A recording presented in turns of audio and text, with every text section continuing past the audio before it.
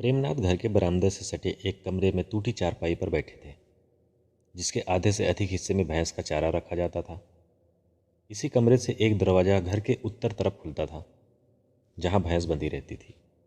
बड़े शौक से प्रेमनाथ जी ने यह घर बनाया था। उनकी मेहनत की सारी पूंजी इस घर को बनाने में खर्च हो गई थी। उनका गांव शहर से कुछ किलोमीटर दूर पर ही था।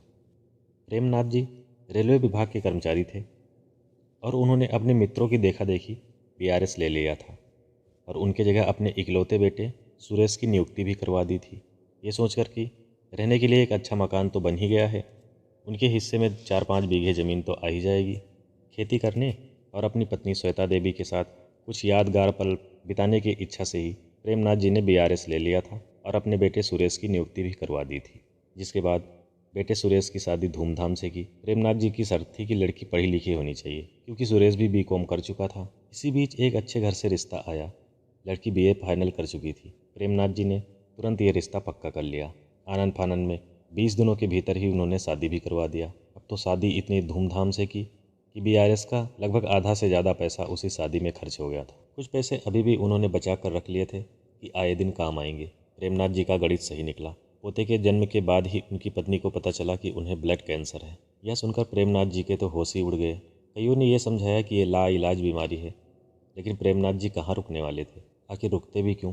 जब से उसे ब्याह कर लाए थे, श्वेता ने आज तक भी कोई डिमांड नहीं किया था उनसे। उल्टे जब वो ब्याह के घर आई थी, एक एक करके उसके सारे जेवर उसकी छोटी नंदों के ब्याह में लग गए थे, लेकिन फिर भी प्रेमनाथ जी से श्वेता जी ने कभी शिकायत न की थी। प्रेमनाथ जी के कदम से कदम मिलाकर श्वेता हमेशा उनके साथ चलती थी। दुख सुख में हमेशा उनका साथ दिया था, तो वो चुप कैसे बैठे रहते। बीआरएस के जो भी पैसे बचे थे उन्होंने श्वेता की दवाई में लगा दिए। अब तो नौबत ये आ चुकी थी कि खेती की बदौलत उन्हें कर्ज लेना पड़ा और रोज़ वो अस्पताल के चक्कर लगाते रहते थे। लेकिन नियति को कुछ और ही मंजूर थी। आखिर श्वेता देवी ने प्रेमनाथ का साथ छोड़ ही दिया और प्रेमनाथ जी की दुनिया से बहुत दूर चली गई। प्रेमनाथ जी हमेशा उसे याद करते थे। जब भी इस चारपाई पर बैठते थे तो श्वेता उन्हें याद ही आ जाती थी। इस चारपाई को प्रेमनाथ जी ने और श्वेता ने बड़ी ही प्यार से बुना था। खेती में जो सनी होती थी उसके सूत से ही काट काट कर सुरेश के लिए उन्होंने इस चारपाई का निर्माण किया था। सुरेश भी इसी पर सोता था और श्वेता भी इस चारपाई पर किसी को सोने नहीं देती थी। सिर्फ इस पर सुरेश ही सोता था, जो उनका लाडला था ना। लेकिन आज वही चारपाई शायद सुरेश के किसी काम की नहीं थी, एक कोने में पड़ी रहती थी। बीच बीच में श्वेता उन्हें टोकती रहती थी, देखो ये खटिया ढीली हो चुकी है, सुरेश को इस पर अच्छी नींद नहीं आती होगी, जरा इसकी कसकर मरम्मत कर दो। प्रेमनाथ जी भी उस खटिया को बार बार अच्छे से खींच कर बांध देते थे ताकि उसमें तनाव आ जाए। यही सोचकर प्रेमनाथ जी की आंखों से झरझर आंसू बह रहे थे और वो फपक कर रोते हुए श्वेता को याद कर रहे थे। आज कोई उनसे ये नहीं कहने वाला था कि इस खटिया को सही कर दो, इसके सूत नीचे लटक रहे हैं, इसे टाइट कर दो। प्रेमनाथ जी इन्हीं ख्यालों में खोए हुए थे कि पैर पटकते हुए बहू आई और चिल्लाते हुए बोली, खाने को तो भर भर थाली चाहिए, ना दो तो मुंह फुला लेते हो। वहाँ भैंस का बच्चा देखो दूध पी रहा है और तुम हो कि यहाँ अपने महल में आसन जमाए बैठे हो। आने दो, आज तो फैसला हो ही जाएगा। या तो तुम बाप बेटे ही रहना या फिर मैं ही रहूँगी। आज या तो मैं ही अपने मायके चली जाती हूँ या फिर आप ही कहीं अपना रास्ता अलग देख लो।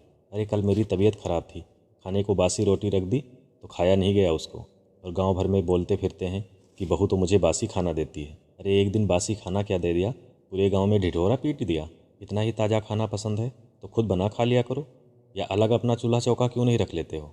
नखरे तो तुम्हारे ऐसे हैं जैसे हम पर तुमने खूब बहुत सारी भर भर के दौलत लुटाई हो। इस पर कुछ बोल दो तो मुंह फुलाए बैठे रहते हो।